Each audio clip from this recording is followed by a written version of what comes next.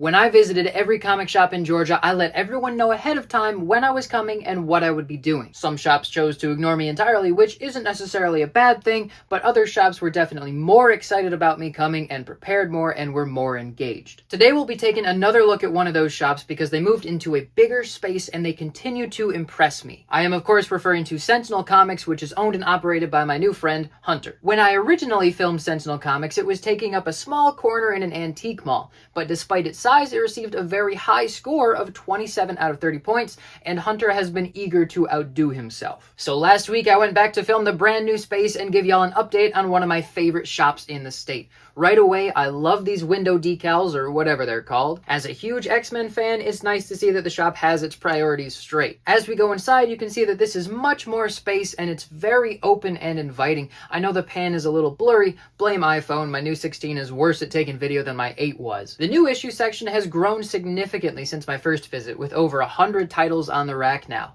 These are also labeled with staff picks and general comments on individual issues. The new comics of the week are separated for easy access, and there were also some new trades, new figures, and new posters in the same area. Above the new issues was a row of X-Men issues from the 80s, all signed by Chris Claremont.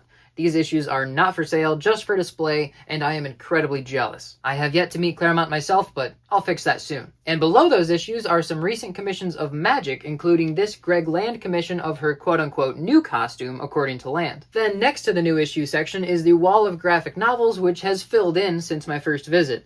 You can find some impressive deluxe editions here, as well as some staple omnibuses, plenty of epic collections, and I was excited to grab this custom Avengers omnibus, which is just a bunch of single issues bound together, complete with advertisements. I know most collectors wouldn't go for that, but I think it's really neat. Around the corner from the new graphic novels is the discount trade section, including volumes for $10 and volumes for $5. The $5 trades are free to read in the store, which is very considerate.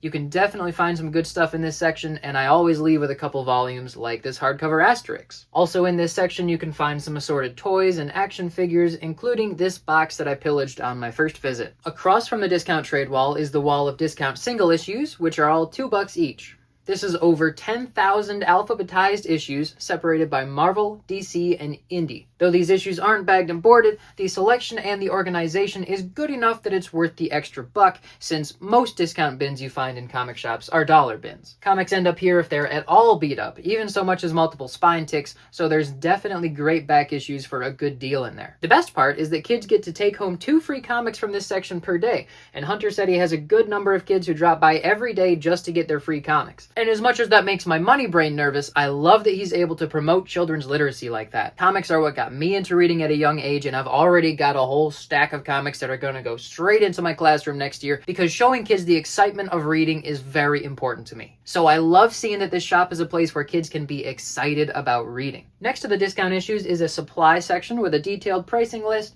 an X-Men arcade game complete with X-Men stools that's free to play, a display case that's full of super cool statues, some minor keys, and more cool statues at the bottom. Behind the counter was a wall of keys, graded issues, and variants, and these were all clearly priced at pretty competitive rates. The reason it took me so long to get down there and film the new location is because we were waiting on the brand new custom back issue shelves, which have super smooth wheels and soft close. Very satisfying. Just like everything else in the shop, these back issues are well organized with custom dividers that separate titles by specific volumes. Everything is in pristine bags and boards. Most of the back issues are only $3, and a lot of these series have impressive runs. These issues are very clean, some of the best conditioned books I've ever seen in regular back issue bins. On top of these shelves are some complete sets for good prices, ranging from the early 80s to current. These sets are alphabetized, except for the first 2 bins, which is where the new sets go every week. Next to the sets are some variants for $3 each, some canvas art prints by Tony Cordos,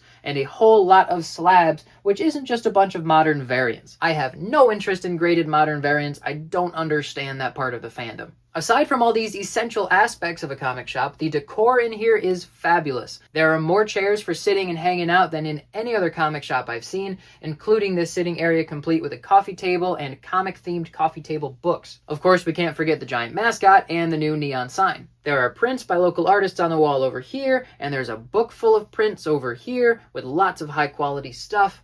Hunter has a Magneto helmet that's slowly getting covered in signatures, an array of 3D printed masks, the Lego tower that I love so much, Spider-Man on the ceiling, of course, this bat, maybe from The Walking Dead, I don't know. A signed J.R. Jr. sketch, these John Burns signed prints, and plenty more decorations all over the place that make the space feel cozy. They also have snacks for sale and a TV that was playing one of the greatest videos ever. Clearly, this shop has come a long way from its humble beginnings in the corner of an antique mall. I met a lot of shop owners that I liked on my trip around the state, but there were very few with as much passion for creating an excellent shop as Hunter. I think it's safe to assume that he's gonna go far in the world of comic retail. So here's the scorecard from my first visit. You can see that he scored 5s, which means way above and beyond, or totally wicked, on 4 out of the 6 categories. After seeing the new location, I continue to believe that community involvement deserves a strong 5 points.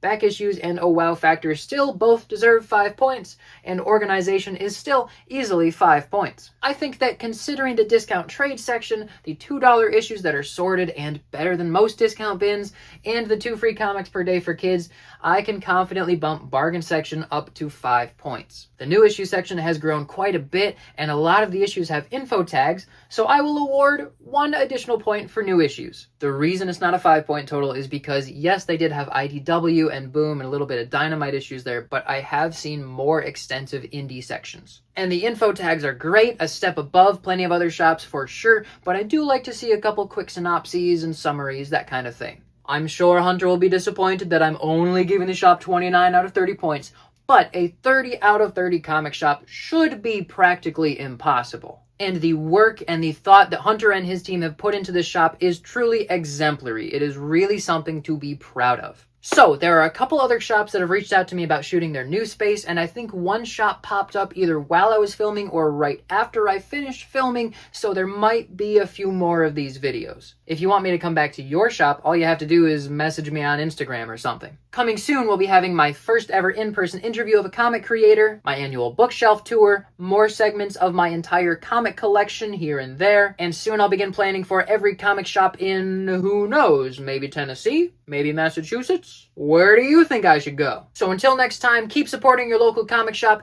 get a book into the hands of some local kids, and don't forget to wash your socks. I'm Kurt Williams, and you are somebody else.